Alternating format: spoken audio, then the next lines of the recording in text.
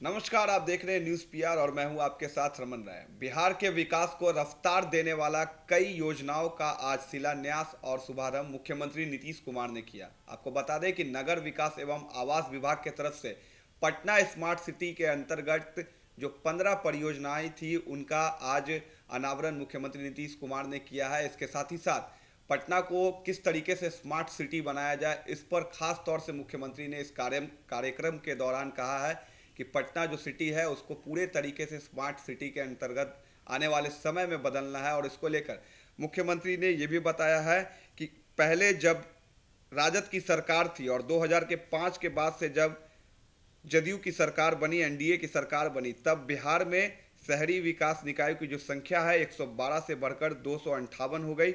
और 2005 में और आज में बिहार की सरकार में और बिहार के जो योजना के कार्य है उनमें कई सारे बदलाव किए गए। और इसको लेकर साफ तौर से आज एक बड़ा कार्यक्रम रखा गया जिसमें कि बिहार सरकार के डिप्टी सीएम और पथ निर्माण मंत्री नितिन नवीन भी शामिल थे। कई जगहों पर पटना में इस कार्यक्रम का प्रसारण किया गया, सीधे तौर पर कई सारे शिलान्यास किए गए।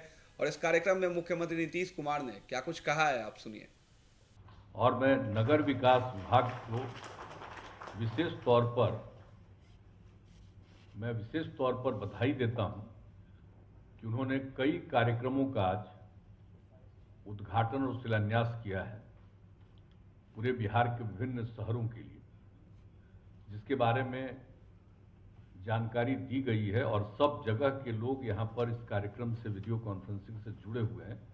सब लोगों को हम लोग देख रहे हैं, तो ये खुशी की बात है कि सब लोग यहाँ से इस कार्यक्रम में जुड़े हुए हैं और जहाँ का भी कार्यक्रम हो रहा है वहाँ के सब लोग इस मामले से जुड़े हैं। ये बड़ी खुशी की बात है।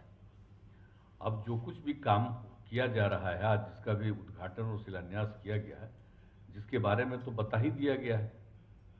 अब जो कुछ भी काम किया गया है, आप जानते हैं कि यहाँ पर जो कुछ भी नगर विकास के लिए भी जो काम हम लोगों ने किया है, जब से हम लोगों को काम करने का मौका मिला है, उसके पहले की क्या स्थिति थी और जब से हम लोगों को काम करने का मौका मिला है, तो हम लोगों ने इसमें निरंतर इसके प्रगति का और इसमें सुधार लाने का जो प्रयास किया है, ये सबको मालूम होना चाहिए और खास करके नई पीढ़ी को ठीक ढंग से इसके बारे में जानकारी होना चाहिए।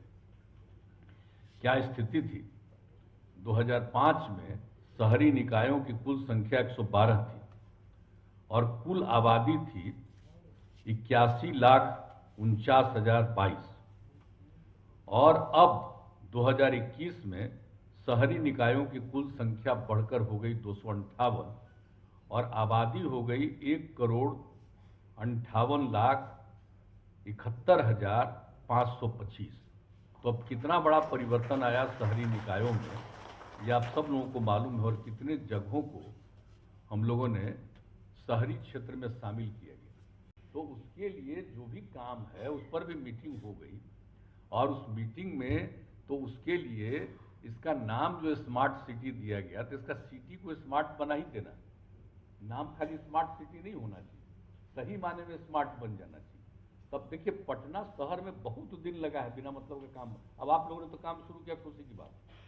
मैं डिप्टी सीएम को इसके लिए, आप सब लोगों को, पूरे विभाग को मैं बधाई देता हूँ कि अब काम तो शुरू किया और आज तो कई चीज़ों को आप लोगों ने शुरू किया। नहीं तो इसका काम ही नहीं शुरू हुआ था और अन्य जगहों पर भी काम नहीं शुरू हुआ ठीक ढंग से। तो चारों जगहों पर, मुजफ्फरपुर है आपका, यहाँ का बिहार शरीफ है, और अब यहाँ भागलपुर, ये 4 जगहों पर, इन सभी जगहों पर भी काम इसका तेजी से स्मार्ट सिटी वाला भी कराइएगा, ये हमारा आग्रह है। और बाकी जगहों पर जो राज्य की तरफ से जो कुछ भी काम किया जाता है वो काम तो करना ही है। और स्मार्ट सिटी में भी एक हिस्सा जो आता है केंद्र का सहयोग, लेकिन उसका बहुत बड़ा हिस्सा है जो राज्य को अपनी तरफ से उस चीज़ को और बेहतर करना है। क्योंकि कम पैसा से नहीं होगा, इसके बारे में हम लोग मीटिंग कर चुके हैं कि मात्र कुछ ही पैसे पर स्मार्ट नहीं बनेगा। वो तो करिए ही उसका इस्तेमाल, लेकिन इसको सही मायने में स्मार्ट बनाने में और जितना पैसे की जरूरत हो उतना करिए। और इसके लिए तो प्रावधान किया गया। अब ये भी नहीं है, उसके लिए भी अलग से शहरी क्षेत्रों के लिए प्रावधान किया गया। तो इस सब काम को जरा काइंडली तेजी से पूरा करिए। अभी तो ग्रेटर पटना के लिए भी हम लोगों ने सब कुछ, कि कौन ग्रेटर पटना का पार्ट होगा, और ग्रेटर पटना में कौन जगह क्या होगा, एक एक चीज होगा। और किसी के घर में तो ये सारी बातें तो इन लोगों ने बताई है।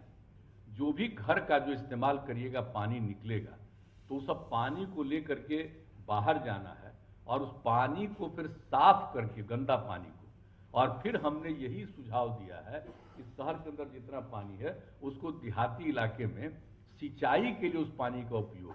अब इसके लिए 3 साल पहले से, और हमने इसके लिए जो जल संसाधन विभाग है उसको भी कहा, तो उन लोगों ने इसका काफी एक कॉस्टली बना दिया था।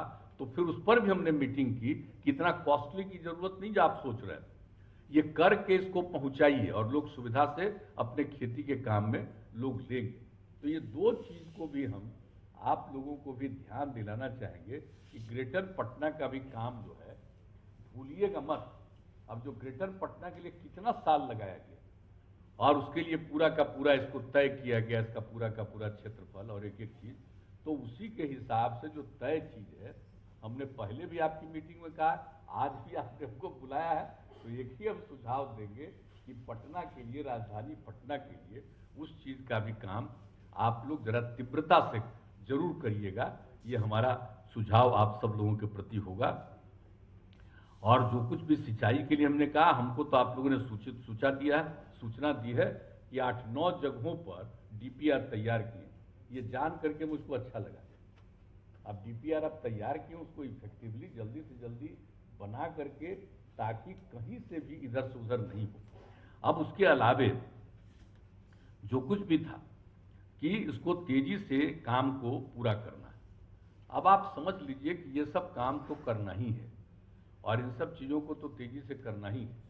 और जो कुछ भी बात आप लोगों ने पूरे तौर पर बता दिया कि 4 जो शहर को किया गया, नगर निगमों को, तो उन सभी जगहों पर, सब जगह का पूरा काम जो चारों जगहों पर इसको केंद्र ने स्वीकृत किया है, तो उन सब जगहों पर भी काम को आज आपने पटना शहर का और अन्य जगहों का भी किया है, कुछ काम शुरू कराया है।